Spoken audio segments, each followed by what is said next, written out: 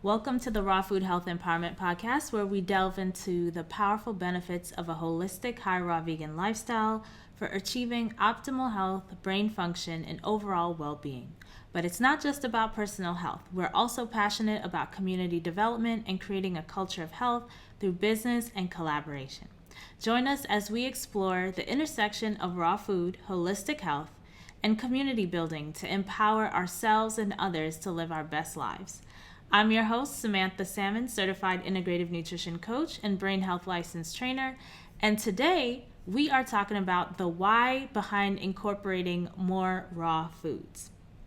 But before we get started, I want to let you know about some helpful resources on rawfoodmealplanner.com. So if you're looking to boost your overall health and well-being, I have two powerful ways to achieve this that I think are pretty critical on the journey. They are diversifying your gut microbiome and practicing intermittent fasting, which I'm sure you've heard me talk a lot about over the past few years. So your gut microbiome is essential to various bodily functions, including digestion, metabolism, immune system function, and even your mental health. By diversifying it, you can promote a healthy balance of bacteria, which can lead to improved digestion, stronger immunity, and better mood and brain function. That's why my team and I, we've created a handy checklist on how to diversify your gut microbiome, which you can access for free. You just go to rawfoodmealplanner.com and you'll see a link for it right on the homepage.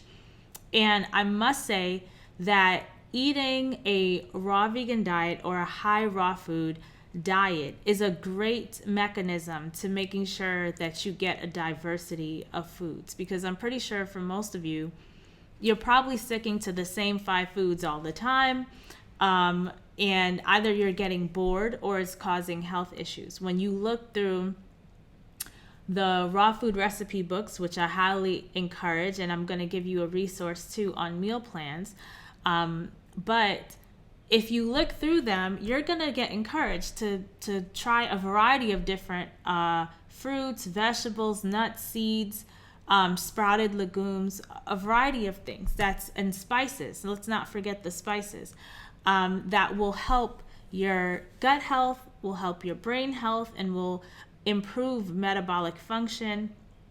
And this is really the journey of it. And this is why it's so critical and it's so important to eat raw and to engage in this lifestyle. For me, the raw foods lifestyle helped me eat healthier, because understanding that raw foods was the healthiest, doing that and then settling into a way of eating that was sustainable for me, which is a high raw vegan lifestyle, eating the foods, knowing how to prepare my foods, because I've been on the journey. I've tried different recipes. I've tried making different things. I've played around in the kitchen. I've spent time in the kitchen preparing things. So in that journey, you learn what works and what doesn't work. You know what you like and what you don't like. And you may make a recipe that will take a long time and all of your focus and energy, right? But after time, if that is a favorite of yours and you've made it a number of times, now what used to take you maybe hours is taking you 20 minutes. You understand? This is facts, right? It's just about getting used to it, getting comfortable in the kitchen, getting comfortable on how to use different spices, getting comfortable with knowing the foods that you like to eat raw, and how to prepare them. And if you can't eat something raw because you don't like it, how will you prepare it so that you are doing the least harm to the food, right? Manipulating it in the least bit so that you can get the most nutrient value and enjoy the flavor profile, right? All of this takes time, experimentation, right? So this resource on diversifying your gut microbiome is helpful. Also, another fantastic way to improve your health is by practicing intermittent fasting.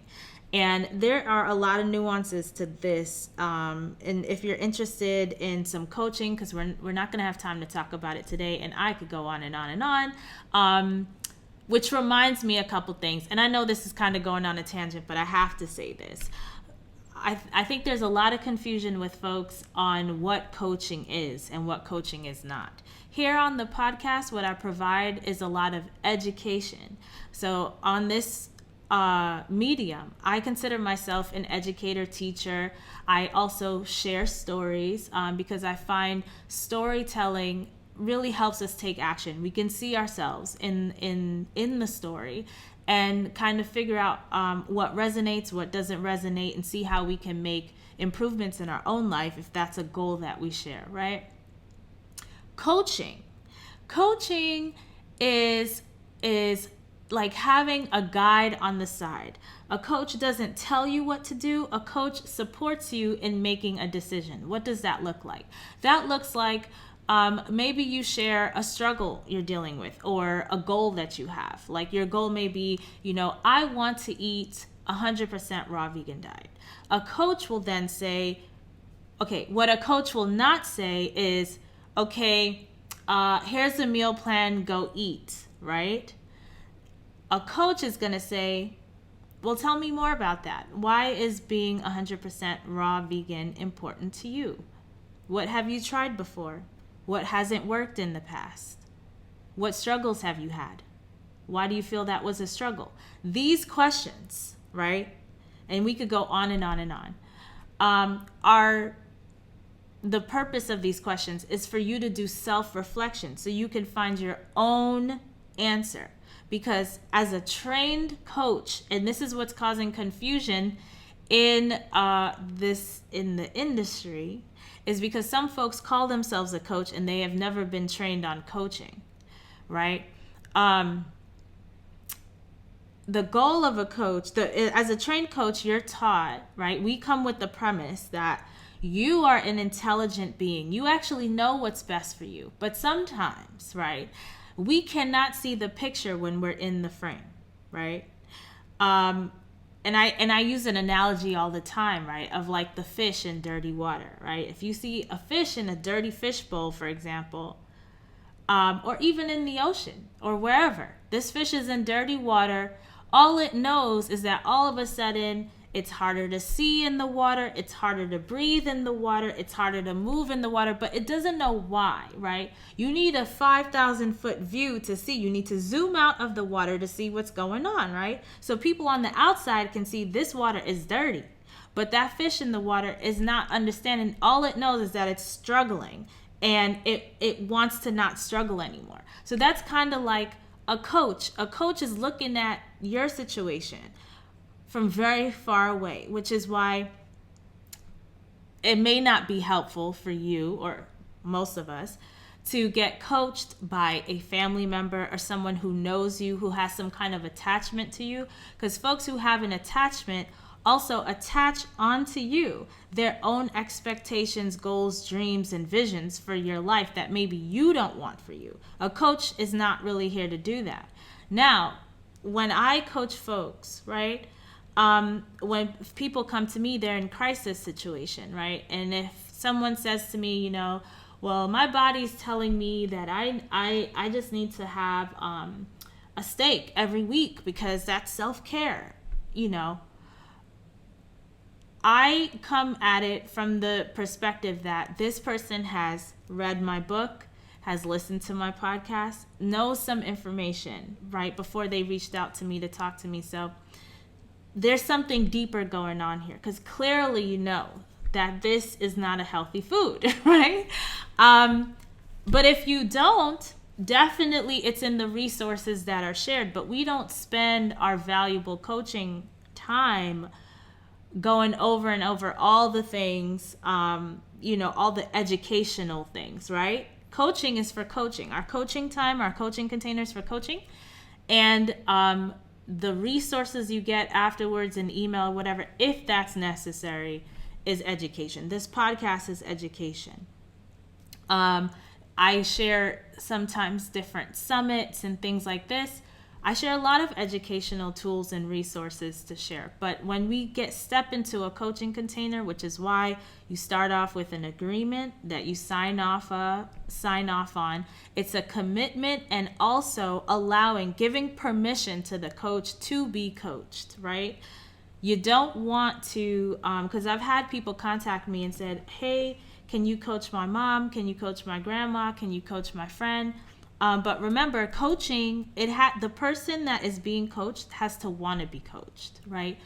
You don't hire a coach for an intervention, right? That is not the skill set that's there for that,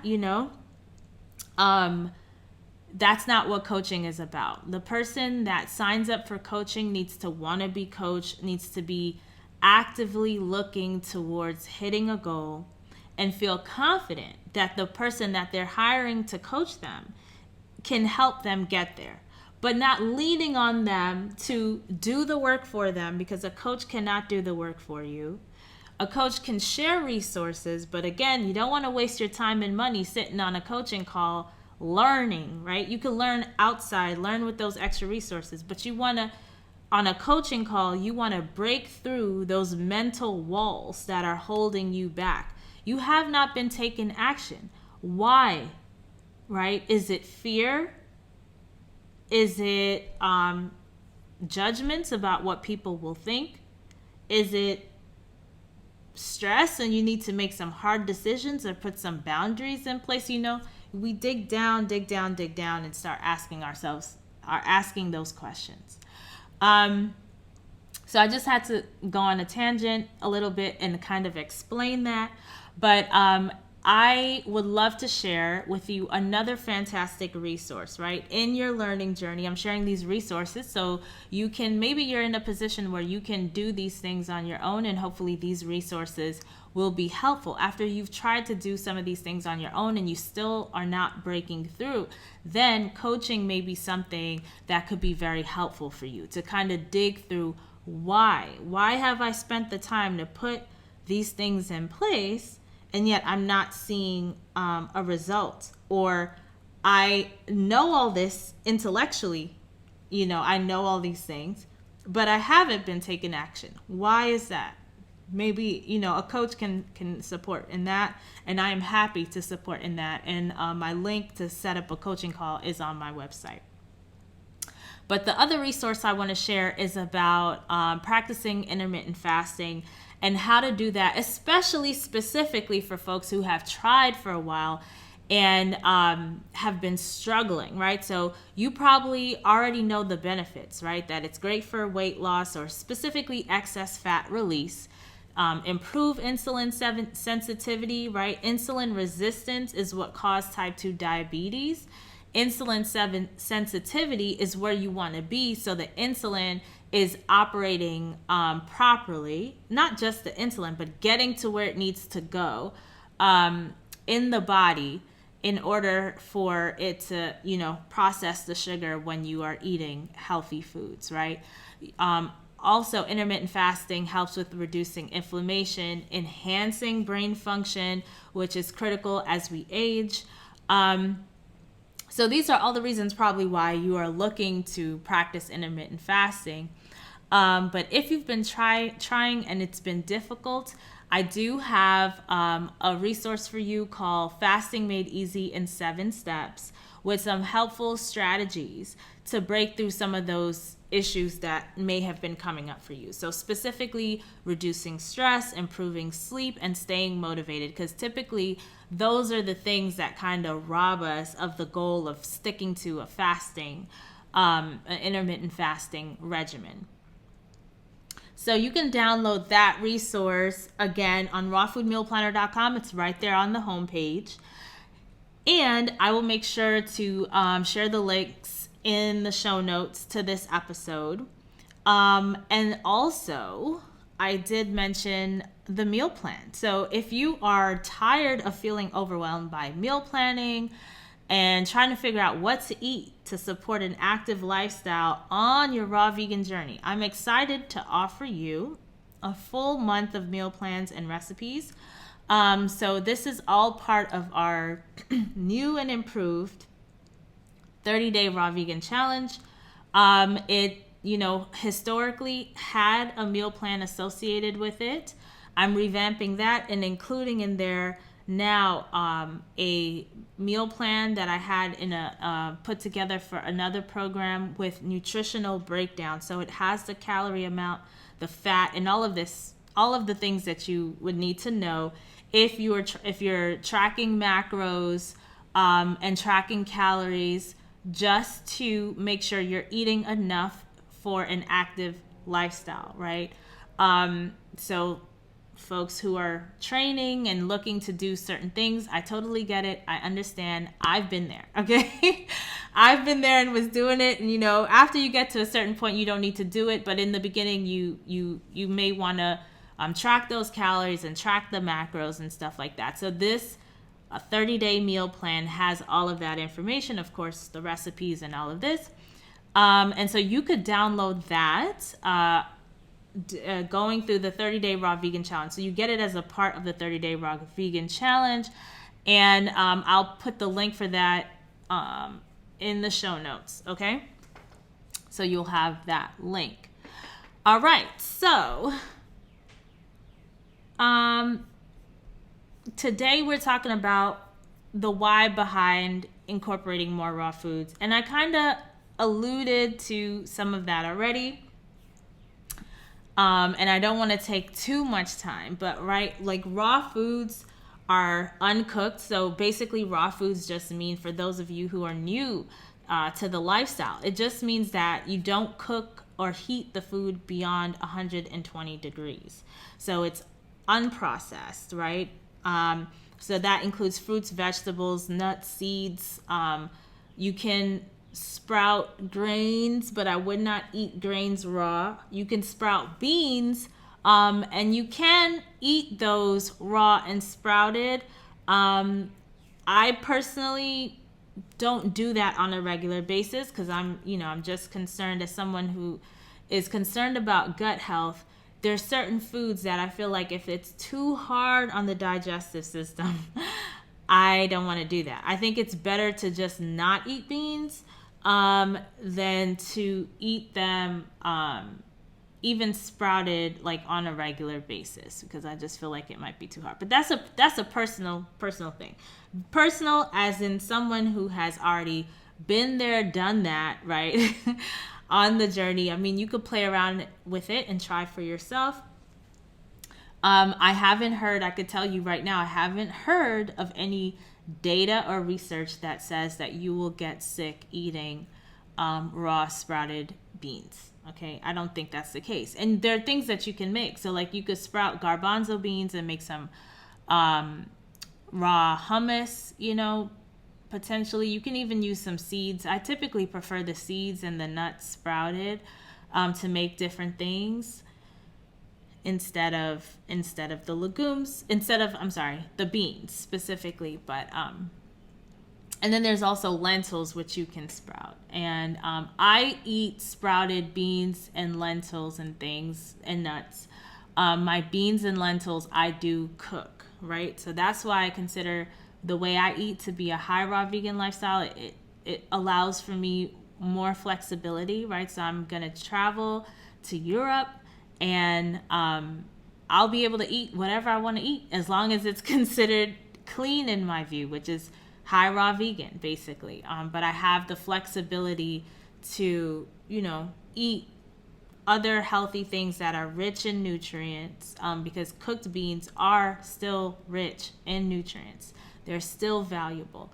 They're just easier to digest.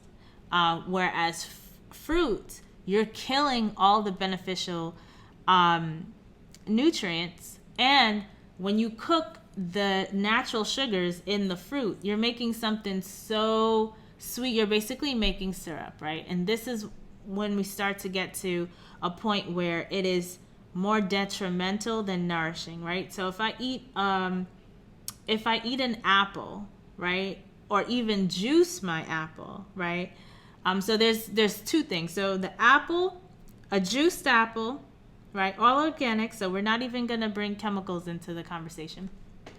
And then an apple juice cooked, which is basically what most people buy in the store.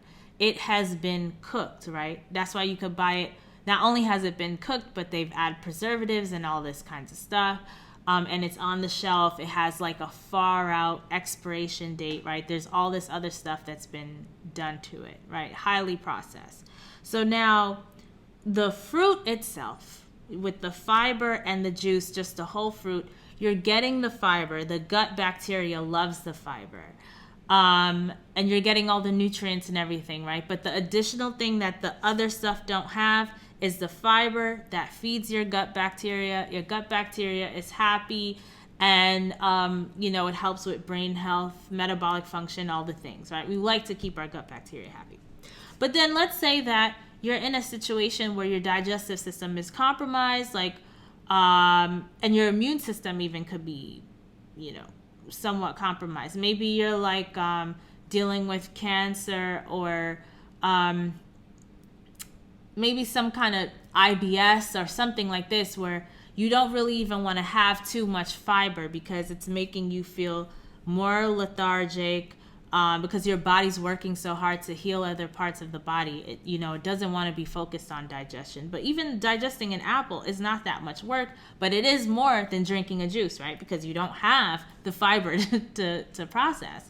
In that situation, right, you're getting nutrient value from drinking the juice. You're just not getting the fiber, right?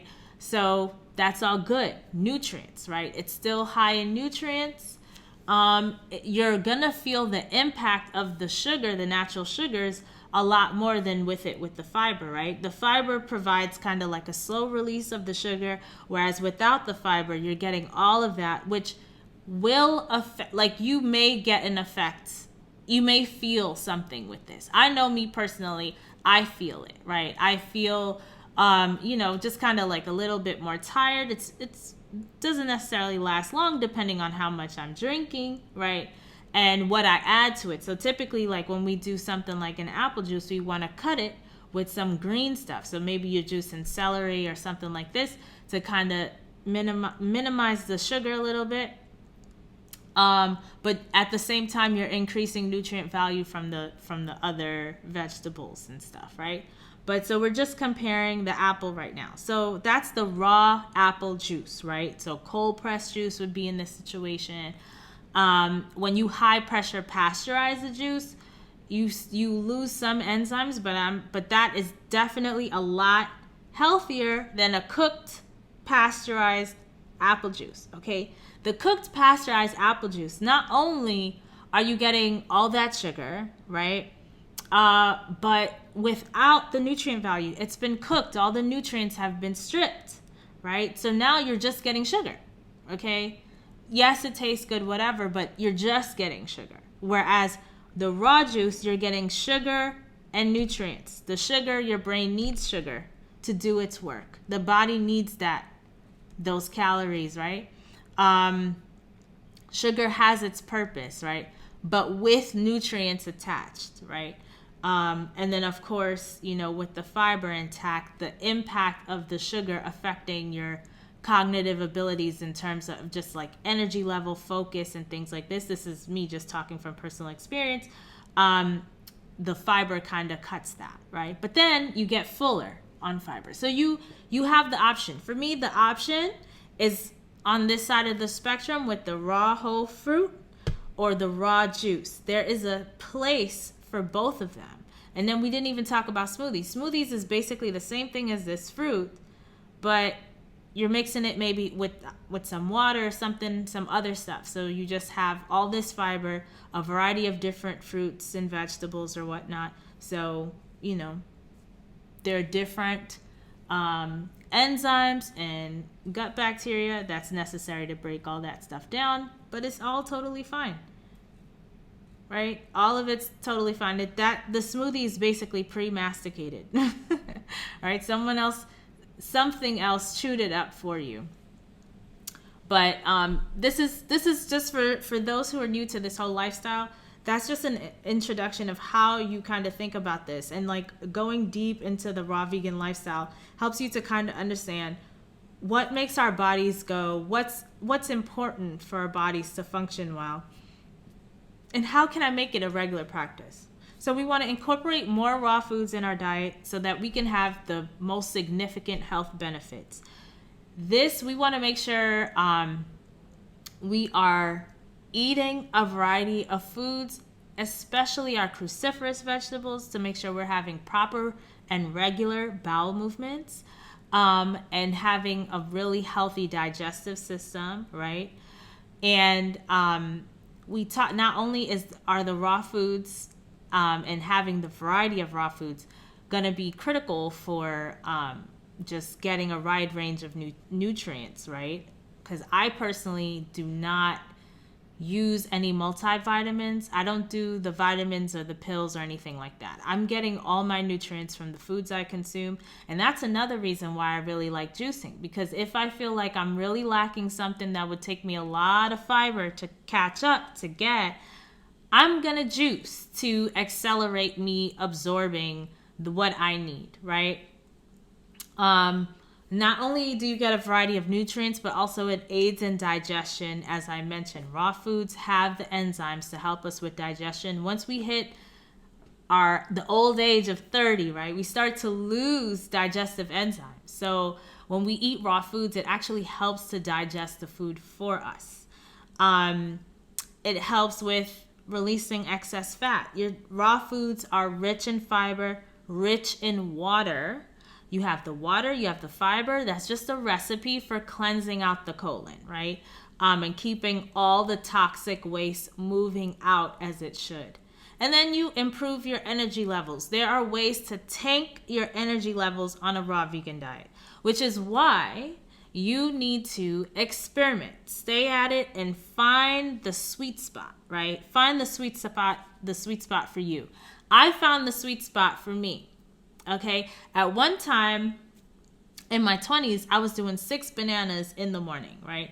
That was good for me. I loved it. It made me feel good. I felt like I was just running around, just doing all the things, and I just felt great, right? These days, I'm down to 1 or 2 bananas a smoothie, and I make sure that I do a lot more protein in the morning, whether it's a smoothie or not. Like I make sure I have protein, so I'll put hemp seeds in my smoothie. I'll have greens in there to cut the sugar a little bit, because I am going to add my fruit. I love to add fruit in my smoothie, but I also want to get some greens in there, those minerals. It helps balance me out, because at this stage of my life, that's what my body is calling for. How did I know?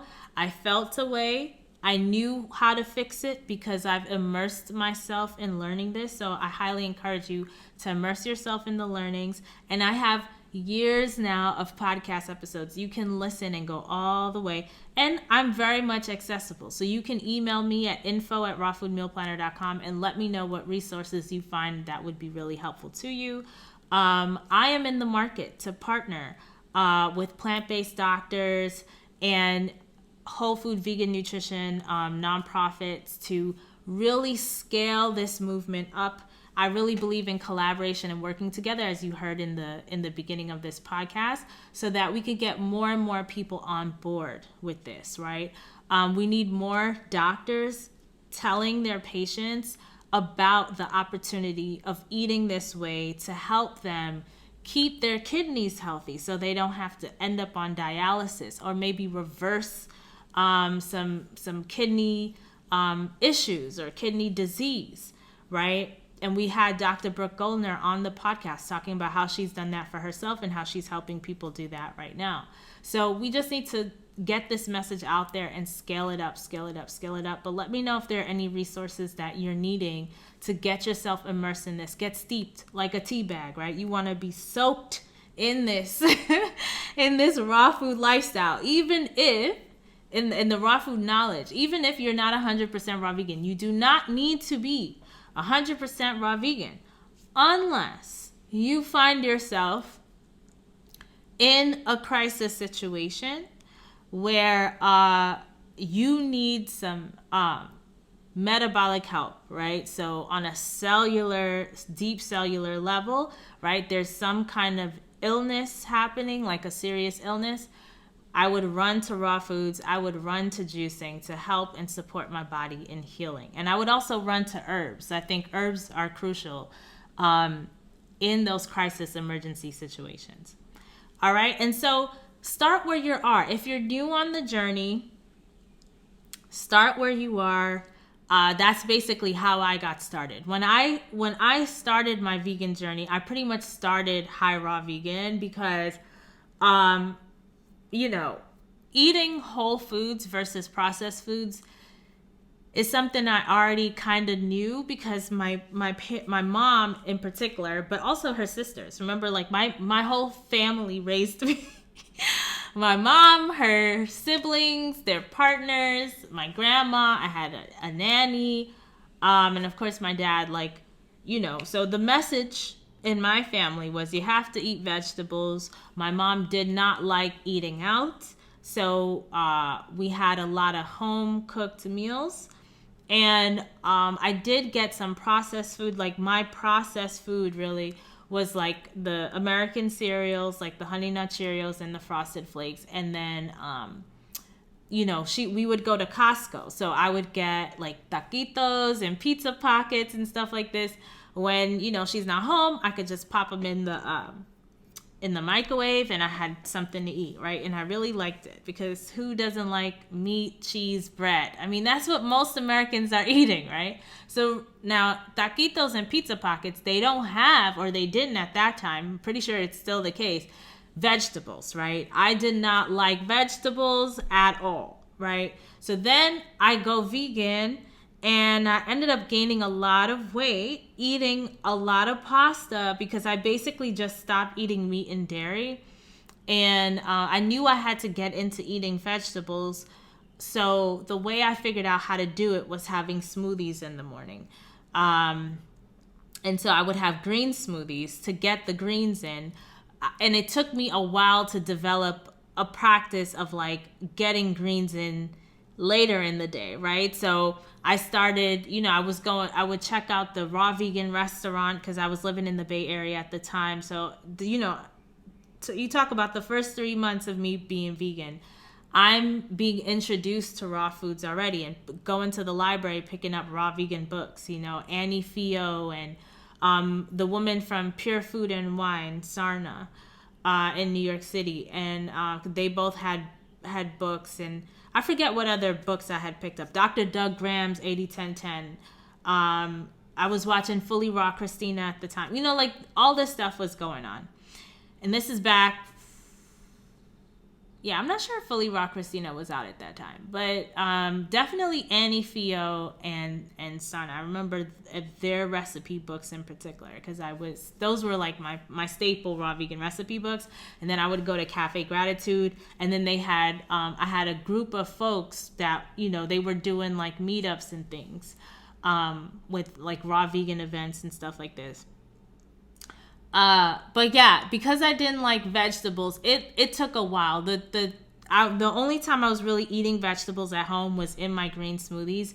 And when I went out to the raw vegan restaurant, the Cafe Gratitudes, basically, is where I would get those vegetables. So it took me a while. So on this journey, you know, you get it in where you could fit in and then try to make tweaks as you go along, right? Try to see how you can incorporate more of the healthy foods that you're looking to incorporate, how you can incorporate them, what they're going to taste like. And basically how I managed to figure it out for myself was by actually trying different recipes, picking up books. And I've made book recommendations on the show before.